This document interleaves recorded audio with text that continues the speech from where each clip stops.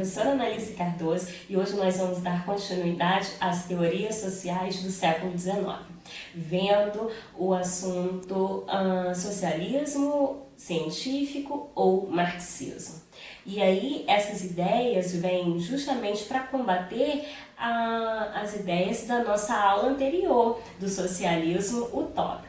Marx e Engels, eles vão dizer que aqueles pensadores da aula passada, eles são socialistas utópicos porque eles não vão conseguir sair do plano das ideias e vão desenvolver uma teoria baseada em apresentando a esse trabalhador que o sistema capitalista visa um lucro, visa a exploração cada vez maior do seu serviço, que o empresário não está preocupado com as suas condições de trabalho, mas sim no lucro que ele vai poder ter.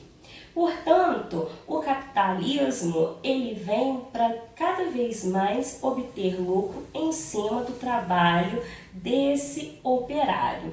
Para isso, Marx e Engels eles vão escrever um livro chamado, ele é até um panfleto de o Partido do Manifesto Comunista, onde os trabalhadores teriam acesso e teriam conhecimento ao tipo de exploração que eles sofriam. Então, nesse manifesto do Partido Comunista, nesse panfleto, Marx desenvolve toda a sua teoria com Engels e explica a esse trabalhador numa linguagem mais fácil todo esse sistema produtivo. Mas eles apresentam uma obra mais complexa, como o Capital, que é uma obra super famosa do Marx.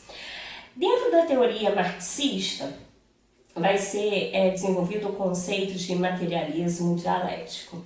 Esse materialismo histórico dialético, ele prega o seguinte, apresenta justamente toda essa exploração que o trabalhador vem sofrendo, através de quê? Que o trabalhador vende a sua força de trabalho, né, para esse empresário e aí ele é explorado e então ele não recebe um salário justo. Então todo aquele trabalho que esse operário tem e tudo que ele produz, a maior parte fica com o empresário, que a gente chama de mais-valia. Essa parte que não fica com o trabalhador, né? O lucro do empresário, a gente chama ele de mais-valia. E aí a gente tem também a ideia do conceito de estrutura e superestrutura. A estrutura é todo o serviço do trabalhador, aquilo que ele produz, como ele trabalha, e a superestrutura parte com uma questão cultural, ou seja, aquilo que o trabalhador gosta de fazer. A estrutura sempre vai dominar a superestrutura. Por quê? Porque nem sempre o trabalhador ele vai poder fazer o que ele quer, o que ele deseja, mas sim ele vai ter que cumprir com as obrigações. Então, qual é a saída encontrada por Marx? Marx vai dizer que a luta de classe, ela é o motor da história e sempre existiu na história. Então, se a gente pegar, por exemplo, em Atenas, existia a luta de classe, porque a democracia ateniense não era para todos. Então, quem era cidadão e poderia participar dessa democracia em Atenas? Filhos de pais atenienses, homens maiores de 21 anos. A Revolução Francesa foi uma luta de classes, por exemplo. Por quê? Porque eu tenho a burguesia que vai liderar um movimento unindo o terceiro estado para lutar contra o clero e a nobreza. Então a gente tem aí uma luta de classes sempre acontecendo, né? Então a gente tem um motor da história. E aí, nessa situação pós-revolução industrial, a gente tem uma luta de classe também, que é esse operário contra o empresário. Para isso, esse operário precisa se organizar, se mobilizar e ter consciência do seu papel na sociedade. Então, Marx ele vai desenvolver algumas teorias, como a ditadura do proletariado, ou seja, seria uma revolução em que os trabalhadores tomariam o poder implantaria uma ditadura do proletariado, ou seja, seria algo provisório em que o trabalhador, por conhecer as suas necessidades e a dos seus companheiros, poderiam sim organizar um Estado menos desigual, a chegar ao ponto de uma sociedade equilibrada, sem injustiça, sem desigualdade e organizada, preparada para chegar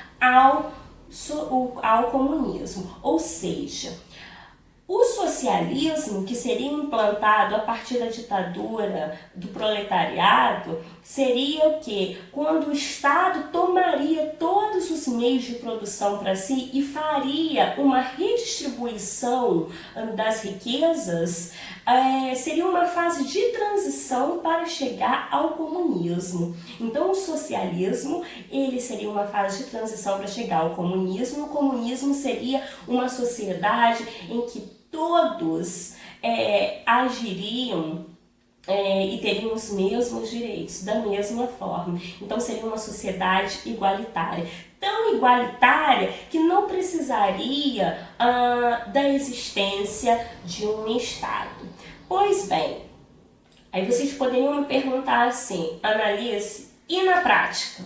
Como que aconteceu isso? Nós tivemos algumas experiências, né, como Cuba, como a União Soviética, que era liderada pela Rússia, como até a China, que se dizia comunista, mas, na verdade, ninguém conseguiu atingir em plenitude a teoria de Marx. Ninguém conseguiu colocar em prática o que Marx pregava. E aí, por mais que em Cuba a gente tivesse um período de um grande desenvolvimento na medicina, na educação, e permaneceu isso por um longo período, a gente não pode dizer que atingiu em plenitude o que Marx pregava na sociedade, como sociedade socialista, e que seria uma fase de transição para o comunismo. Eles tiveram o seu jeito de ter o socialismo, certo?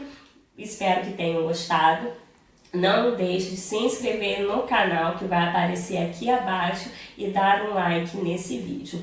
E na próxima aula nós vamos ver sobre o anarquismo. Até mais!